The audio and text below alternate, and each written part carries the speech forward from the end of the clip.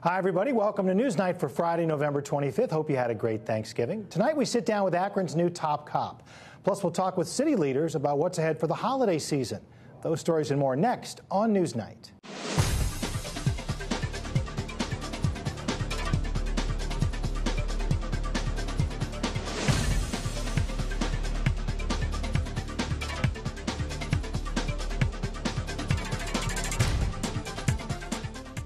There is much ahead this holiday season, and Deputy Mayor from the city of Akron, Dave Lieberth, will join Jody Miller in just a moment to talk about that. But up first, we're pleased to welcome Akron Police Chief Jim Nice to be here with us. Great to have you finally come down and spend a little bit of time with us. You've been on the job 5-6 months now? Just about 6 months. 6 months and a couple of days. Feel like you're settling in? I am settling in. I absolutely am. The good and the bad. What's been the biggest challenge, and yet what's been the most pleasant surprise so far? The biggest challenge is there's a lot of crime in Akron, and we're down some police officers and just juggling and finding ways to take less officers and plug them into some high crime rate areas. Wow, so how do you do that? It sounds easier than I'm sure it is. It's not easier at all. Whenever you're down many officers like we are right now, you've got to pick and choose. You've got to prioritize. And that's something I've been looking at. I've had to meet with a variety of people. I've gone out many nights, many days to calls to service to see exactly how we're doing the calls to service, how much time we're spending on individual calls to service, what calls to service require multiple cars, and there's a whole infrastructure behind the calls to service that require officers and manpower, a detective bureau to investigate burglaries, robberies, other crimes. What have you noticed on those calls? I've noticed that the police department is in excellent shape with the personnel that are currently there. I've worked with over 100 police departments in 26 years in the FBI, and I found that the Akron Police Department, their professionalism, the way they deal with the public, their protocols, their operating procedures are the best I've seen. And I know that sounds like a thing for the chief to say, but it's true. I've worked with Los Angeles Police Department, Washington, D.C., other cities and large cities, medium-sized cities, but Akron's got good officers. They've got excellent officers. Mostly one-man cars still? No, it's a variety of one-man cars and two-man cars. We're still at higher crime areas and certain periods in the evening where we still have two-man cars operating. So you're riding with them, you're getting to know them. What do you sense about the morale, and has it improved in the time that you've been on? I hope the morale has improved. I was told when I came on that the morale was low with the officers. I believe that. I've talked to different officers since I've been on, and it wasn't me that did it. It got done right before I came on. But the shifts have changed to be a little more user-friendly for a police officer. That helped morale some. I was able to extend that after the summer staffing schedule, and extending it, I think, was helpful to morale. Whenever you're short-staffed and you're running sort of call to call to call, officers don't get too many days off in a row. It ends up being 8 or 9 weeks before an officer will see a full weekend off. It's tough work, and they're hanging in there, but I'm looking at a variety of things to improve morale. And the one thing is going out there many nights and just being on the calls with them, seeing what they're doing, and letting them know that I have a genuine interest in the work that the police officers are doing. That, number one, I think if they know that they're appreciated and the work they're doing is being paid attention to. The city spent a lot of money on what's known as the Perf Report, which was a lot of recommendations for the department. How many have you been able to really get your hands on, and how's that being used? I use the Perf Report as a roadmap, but I don't want to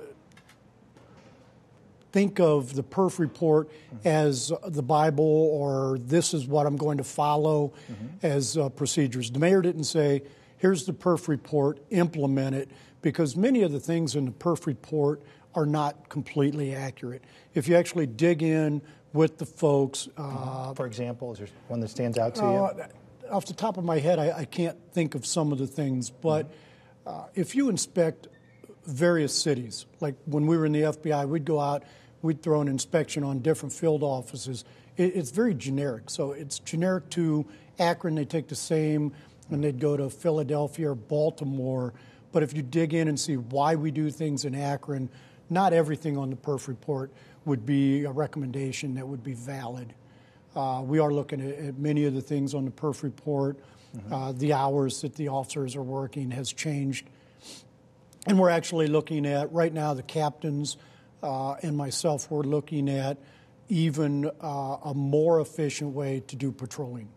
Because there are various models out there. If you go from city to city, whether it's 5 days a week, 4 days a week, 2 off, 3 days a week, the difficult thing with patrolling the streets of a city is it's 24 hours, but that's not the hard part. The hard part is the different hours in the day have different needs. And the different hours in the day, some have higher call volume, calls to service required, but other hours have higher calls to service requiring multiple units. Sounds like you're doing a lot of crime analysis. We do a lot of crime analysis. We've got an excellent crime analysis team, but it takes a very sophisticated algorithm to plug in, have enough officers to handle 2 o'clock in the morning when it's fight calls, and it takes multiple police cruisers, and then not have too many officers 2 hours later at 4 o'clock in the morning. So it's a very difficult system, and we're working on even a new system that can be as efficient as we can. You mentioned what the mayor, he didn't tell you to just use the Perf Report and implement that. What kind of relationship have you had with him since you've taken the job? And are you getting the support that you need to be successful? I've met with the mayor quite a bit. The mayor is very supportive of the police department. He's authorized recently, and I don't know if it's public, but he's authorized the hiring of 25 more police officers. We're in the process right now of the background checks. We have an existing list that civil service had tested, and so they're ranked, and a lot of the upfront work, the testing and things, and ranking is done, polygraphs are done. So we should be starting a class of 25 more police officers within about 6 weeks. You like that? I love it. I think it's one of the things that will help morale. It will help the citizens of Akron. We need, some more police officers. The mayor's been very supportive. Like every city in the country, with the economy down, revenues are down, there's not a police department that I know of that isn't in the same situation as we are. Crime is a little bit higher, number of police officers are lower. I think the mayor's stepped up to the plate, and he's doing everything he can with fiscal circumstances to keep us staffed. So I'm very pleased with that. Certainly you're aware, or you've been made aware, that the mayor and the police union, though, haven't always seen eye to eye. I'm aware of that. How well are you interacting with the union leadership over there? I think I'm interacting well. I don't have history with the union. I don't have bad history with the union, good history with the union. Paul Helinski and the others have sat down from the very beginning. We sat down, we talked about things. I think we're on the same page. And that is, we're both leaders. I'm the leader of the police department. He's equally leader in the police department. And our mission should be the citizens of Akron, the taxpayers, and providing good police services for them. And Paul has been on board with me on that. We've had no issues or problems. Sometimes the unions want things more toward the employee, and sometimes management has to look at things in a different angle. But I'd like to think I can be a good buffer between any bad relationships, because I think I've built a good relationship with the mayor. I think I've built a relationship with Paul Helinski, and we need to work together. It's what we're paid to do. I asked folks on social media to send in their questions, and quite a few of them wanted me to ask you about any kind of a merger or working together with the sheriff's office. There are rumors, there are talks, there are studies. Where do you see the future of Akron Police and the Summit County Sheriff working together? Right now, a complete merger, or metropolizing as they call it, is nowhere even envisioned or talked about. I can take that to the bank? I'm saying that because if it's being done, it's being done without me. Okay. There are, in times when resources are low, you should look at collaborating and combining some things. So there has been talk whether we could combine some resources, maybe our property evidence room, could we share with them? We currently share the 911 center with them, and that works just fine. So we have worked on some ideas like the property room where we could share resources. Actually combining the two departments, not on the table right now. You're looking at a lot of crime analysis of different hotspots in town. Yes. There are people that are concerned about the areas around the University of Akron. Yes. Where do you see the city's role in working with the university police to keep those areas safe? I've met with Chief Paul Callahan numerous times.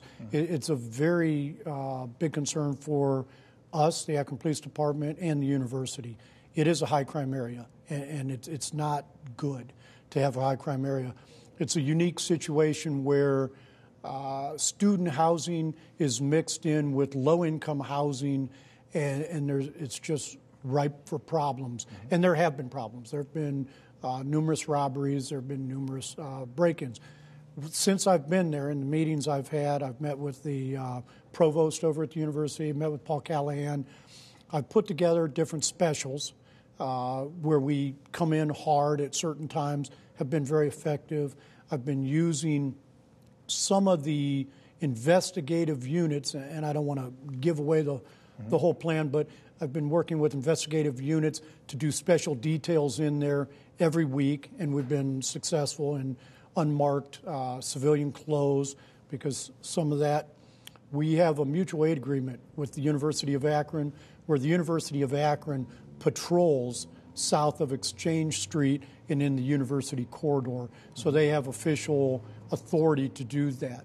Now, I've ridden many nights in the university area, and I've designated it a hot spot, and we're using Department of Justice grant money in the university area as a hot spot funded area. You have to be designated, data-driven, and intelligence has to support that. So we're doing everything we can, and we've stepped it up, but apparently the criminals are adamant to come down there and commit crimes. So it's a tough situation. We've got about a minute left with you. Okay. I wanted to ask you about CCWs. It seems like more and more people are getting them. Does it help or hurt your job with patrol officers out there knowing more people might be carrying sidearms? This is only my opinion. I don't want to speak for the city or anything, but most of the crime, if not all of the crime that I've dealt with in my time as a law enforcement officer, none of it's been done with anybody with a legitimate CCW. So I think the folks that are going out there buying a gun with their own name attached to it, getting training and having a concealed carry permit are not our criminals. I don't see a problem with concealed carry. Our crime is not being committed by those folks. Okay, quick 20 seconds, but a tough topic. Do you anticipate promoting some deputy chiefs anytime soon? I do, and it's going to require the city to approve it. I want to promote them now. I've come to the point after 6 months where the captains in the police department are doing an excellent job. They deserve to be promoted to deputy chief, and I want to go ahead and test and have them weigh in and promote at least 2 as soon as possible. Okay. Akron Police Chief Jim Nice, thank you so much for being with us. Come see us again. Thank you, sir. All right, great to have you with us. Jody. Thanks, Eric. You know, there's an amazing array of activities scheduled in the greater Akron area during the holiday season. I'm talking about things like Polar Express, Ballet Theater of Ohio's Nutcracker, the Children's Hospital Tree Festival, Stan Hewitt Hall and Gardens, all kinds of activities that we can all take part in. Well, the city of Akron really steps up to the plate during the holiday season, and that's why we have invited Deputy Mayor of Administration, Dave Liebreth, to talk with us and to paint a picture for us of the kinds of activities you can expect to find here in downtown Akron during the holiday season. Dave?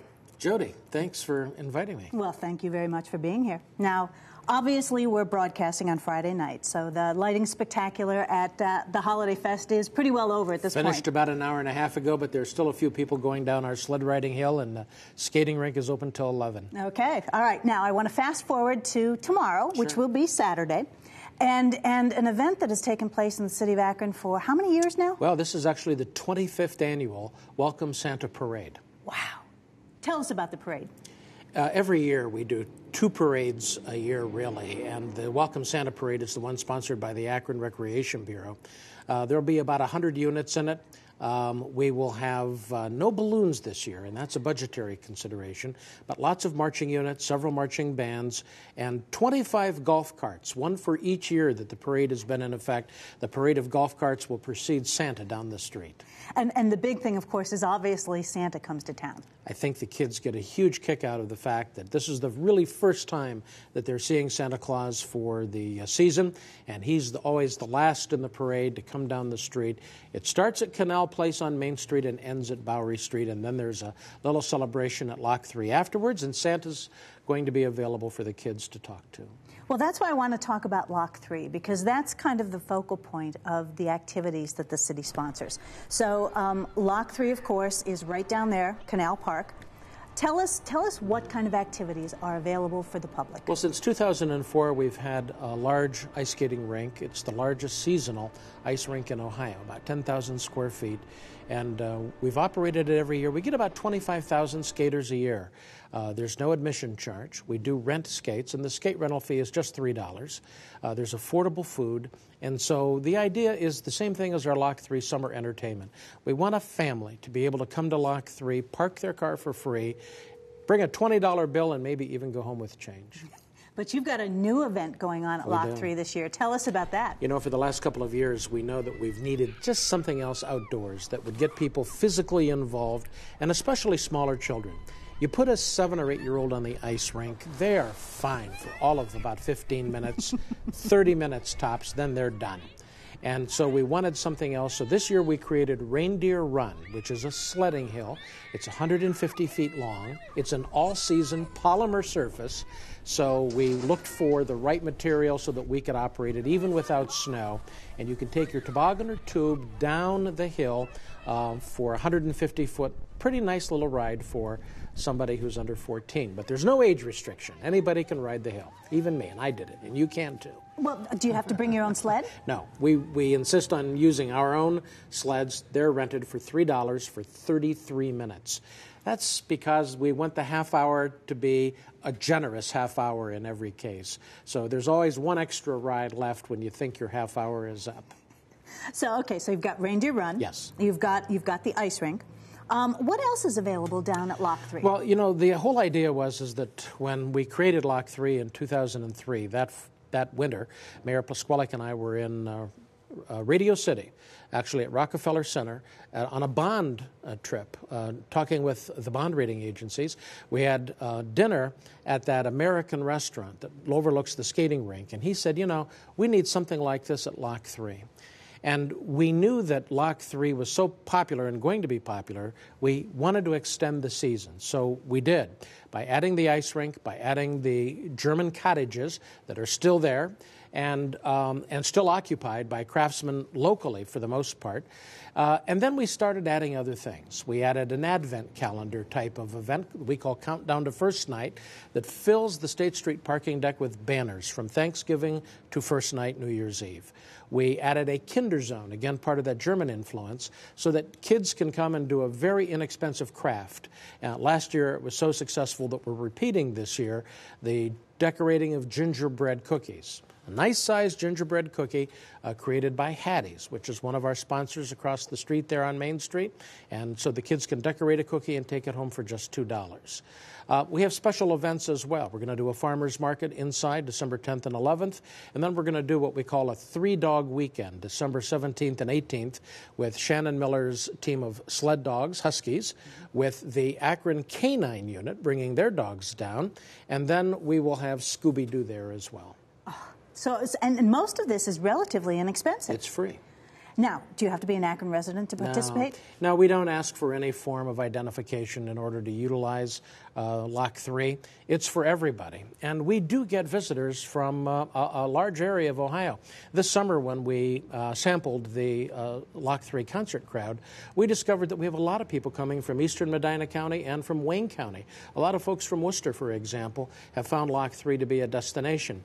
It helps promote our downtown. Downtown is busy, it's active. People know that it's a safe place to come, and not just for late-night entertainment, but to bring your family. And so Lock 3 is a very family-friendly, kid-friendly place. Now, we do need to let viewers know it's not open all the time. The hours are usually, what, Thursday through Sunday? Yeah, Thursday through Sunday, and the week before Christmas and the week after Christmas, we're open every day. Closed on Christmas Day, closed on New Year's Day. On New Year's Eve, first night, we're open until 11 o'clock. Tell me if you would. I mean, there are critics, obviously, that are going to say, in these tough economic times, why is the city of Akron spending money to do this kind of thing? We had to carefully evaluate that 3 years ago, and we did cut back. We cut about $200,000 out of the Lock 3 winter budget. And the most obvious part of that was the loss of our German visitors who we supported while they were here.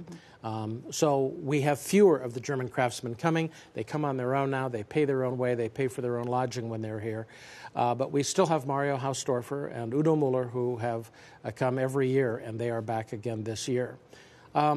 We also had to cut out a lot of the expense of the big lighting ceremony on Main Street. It's been reduced in size. We cut out the gigantic tent that we used to have outside. But that's where the $200,000 was being spent. What we've discovered is that from the money, just from the skate rental, it pretty much pays our labor costs to staff the ice rink, and we've been able to raise about $100,000 a year in private sponsorships. First Merit Bank is our presenting sponsor this year, and with their help, with the help of Akron Community Foundation, Goodyear, Bridgestone, and others, we've been able to defray most of the costs, so there's very little taxpayer expense involved in Lock 3. But talk with us for a minute about why, in fact, this is the kind of event that can, galvanize the community, bring the community together. Well, that was of particular interest to the Knight Foundation last year. They want to have a community engagement process that they fund with their dollars, and they found that Lock 3 was one of those places that's kind of like a village green. It is where everybody comes together. It is our Times Square. It is the place where just about everybody in Akron and the greater Akron area have been at one time or another for an event. We do over 20 other events there a year in addition to the concerts and in addition to the winter activities. All kinds of fundraising activities occurred there. We had 208,000 people there this past summer. We will have about 300,000 people there before the year is over, all told, and 1.5 million visitors since we opened in 2003. And so it's a place where people can, in fact, sort of feel like they're part of a community. It does promote good feelings. It does reaffirm why Akron is a great place for people to live. Well, and Lock 3 is a very important part of the first night celebration. First night happens again this year. I think, if I read correctly, it's the 16th year for first night? This will be the 16th year for first night. And the footprint has been reduced a little bit, more towards the northern end of downtown. It's not as big as it used to be. But all the kid-friendly activities, all the alcohol-free celebration that starts in the City Center building, the Akron Center building, goes across Main Street to the library, goes across High Street to the Convention Center, goes across to the Akron Arts Alliance. That's the main footprint for first night this year. And it's always a wonderful event, absolutely, with all kinds of families around, especially regardless of the weather, really. And that's true, and what it has engendered in Downtown Akron Partnership, who is its primary sponsor, is asking the question, can we do more during the rest of the year? Do we need to have just one event a year? When First Night was created, it was, in fact, to bring people downtown to a downtown 16 years ago that almost didn't exist. There was nothing there. That was the time when people said I could have fired a cannon down Main Street and not hit anybody at 7 o'clock at night. Now we have about 4 million visitors a year in downtown Akron, and there's always activity, almost every night of the week, all year long. So Downtown Akron Partnership also wants to look at First Night creatively and see if there's a way to do an arts-related celebration maybe every month of the year. One other attraction I want you to let people know about that has recently sprung up in downtown Akron has to do with the Matthews Hotel. So in a few minutes here, explain what, in fact, that is. There is a sculptor in Akron who has a national reputation. His name is Miller Horns. And Miller has been nationally recognized for some of his work. He has done work in Akron as well. And he has had this idea for well over 15 years probably to build a monument to a place that was the center of Howard Street during the Jazz Age. all of the jazz greats stayed at the Matthews Hotel. This was a time when African American entertainers couldn't get a room at a hotel in Akron or Cleveland or Columbus, but the Matthews Hotel was home to them. And so Miller wanted to memorialize that, and so just now we've completed the basic brick structure right at the corner of Martin Luther King Drive and North Howard Street, which resembles a pillar from the Matthews Hotel. There's more work to be done, and that'll be finished off probably in the next 6 months, probably by springtime. But because we've had some generous donations from Kenmore Construction, Kavanaugh Construction, Glenn Stevens was the property manager, we've been able to take those donations and create a new piece of sculpture that sort of marks North Side as remembering it as a site of great African-American jazz entertainers. And it's a great addition to downtown because it's really a very historic place. You know, art makes downtown. We have a lot of public art. Right outside these studios here at Main and Market, you've got a couple of great murals out here in the courtyards, just bordering the United building here. And so we've tried to create art downtown because it, again, communicates to not only our residents but our visitors. This is a place people love. It's a place that people live in and they're proud of. And so art does that. It reaffirms for people that this is a great place to be. The Matthews Hotel Monument does that as well for another group of our residents. Well, Dave, thank you so much for letting our viewers know about all the activities going on in downtown Akron. Thanks. Have a great Thanksgiving, great holiday season. We'll see you on the sled riding hill soon, I hope. Well, maybe. 150 feet of fun. It's only $3. It's worth it. It's worth it. And I have a ticket here for a free sled ride for Jody. So, Jody, there you go. Thank you, Dave. Back to you, Eric. Jody, thank you so much. And we remind everyone you can watch these interviews again and any of our prior broadcasts over at newsnight.net.